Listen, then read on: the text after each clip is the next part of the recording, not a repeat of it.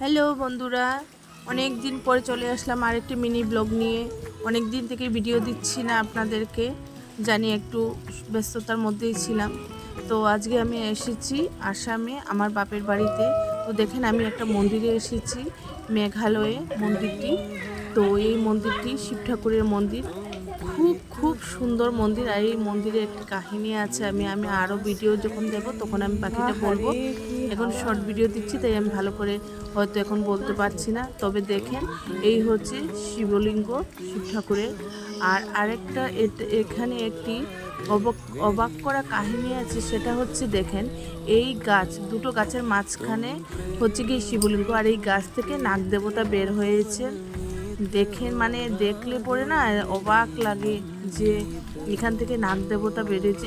এই নাগ দেবতা কিন্তু মানে শিখর, এই গাছের শিখর থেকেই নাগ দেবতা বেরিয়েছে।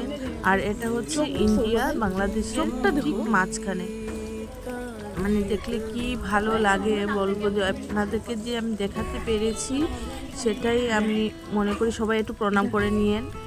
এটা কিন্তু একদম অবাক করা কাহিনী, এটার কাহিনী অনেক আছে, আমি বাকি ভিডিওতে বলবো। সবাই ভালো থাকবে, সুস্থ থাকবে, আমার ব্লগটি দেখে সাবস্ক্রাইব করবে অবশ্যই।